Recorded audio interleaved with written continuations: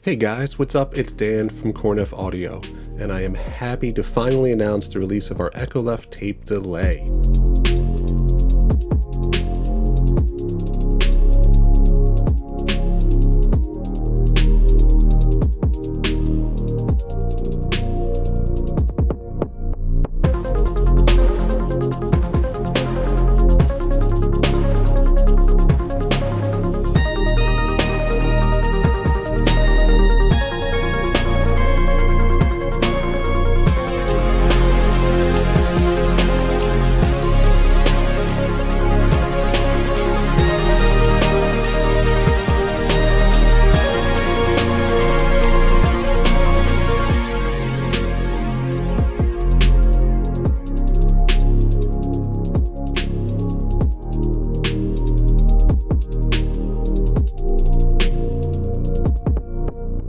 I know you were expecting to see this last November, but unfortunately some things came up and we had to pull the release.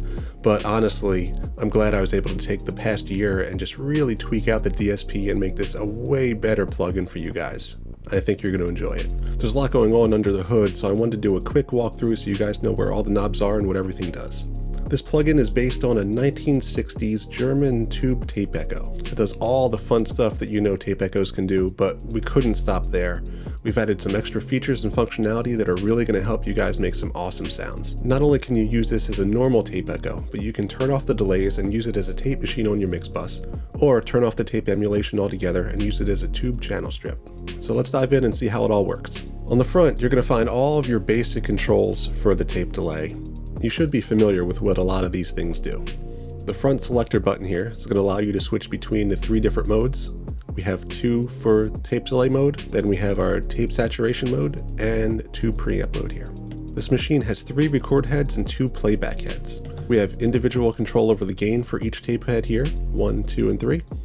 And the reverb density button down here is going to switch between 1 playback head or engaging the 2nd playback head. In the manual, the term reverb and delay is used interchangeably, and you'll see why.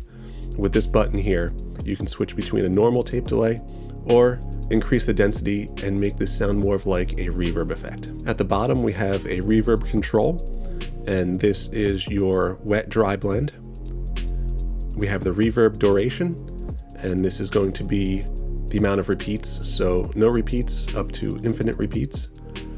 And then we have a tone control, which is a low-pass filter on the overall output of the plugin. On the left-hand side here, we have our input section, and this is going to contain the input gain for left and right channels, as well as a tilt style EQ for the left and right channel. And we also have a link button, so we can unlink these and process the left and right sides completely independently. This is really helpful for creating some stereo effects where you may want one side to sound different than the other. Now the input section, I've changed the place of where it is in the circuit compared to the original design. That way you can use this to really drive the tube stage for more exaggerated effects. And you'll notice that the lower it is, obviously the cleaner it's going to be, and the higher it is, the dirtier it's going to be.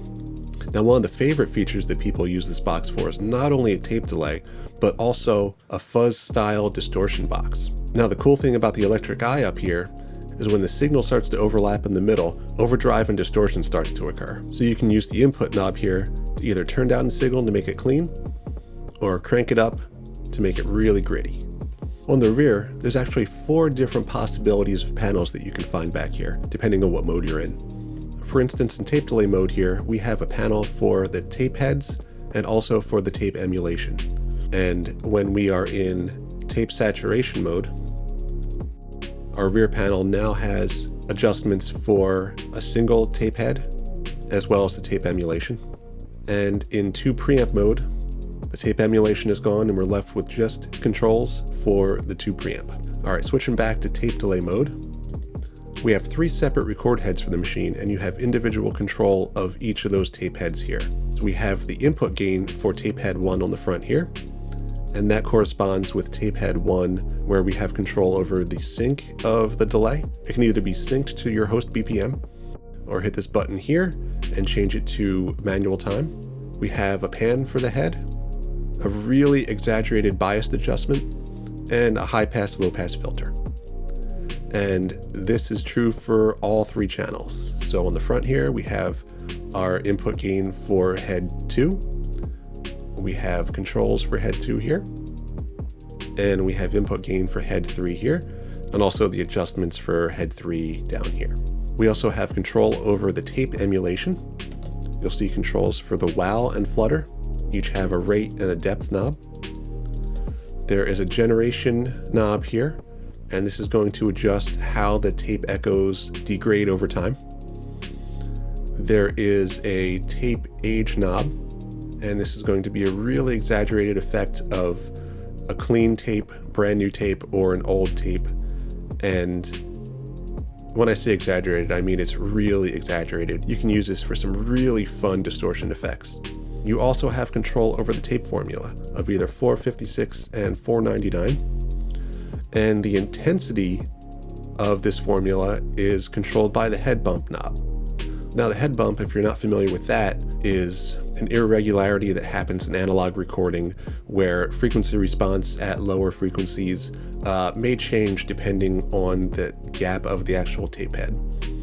Now we're going to switch over to tape saturation mode. And in this mode, and also in the tube preamp mode, the head input levels are completely bypassed. And now you have control over the tape saturation from the rear panel. This is going to give you your gain, bias adjustment, and a high pass, low pass filter for the tape saturation. And we still have control over the tape emulation, so you can add wow and flutter. Generation loss is off because there are no repeats, and you can control the head bump and the tape age. So now you can use this to create some really interesting effects, from a normal tape machine to a broken radio if you wanted, anywhere in between. You can get really subtle or really exaggerated sounds. Now moving over to tube preamp mode. Again, input gain does nothing up here. This is off, reverb density is off, and the tape emulation is off. So now it's just a tube channel strip.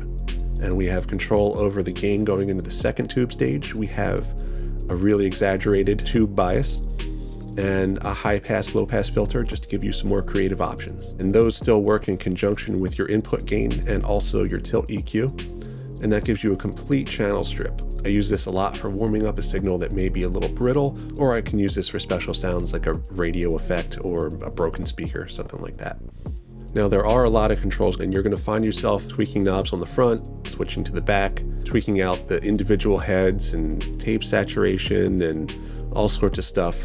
And a lot of it can be overwhelming, and sometimes you just don't know what to do. So I've added this little button down here at the bottom that is a randomizer. So if you're not sure what you're looking for, or if you're looking for something really unique, hit this button and it's going to randomize all of your tape delay settings. And you may quickly stumble upon something you never thought about doing before. So that covers all the basics of what this tape delay can do. Go out there and have some fun with it. Let me know what you think. Enjoy.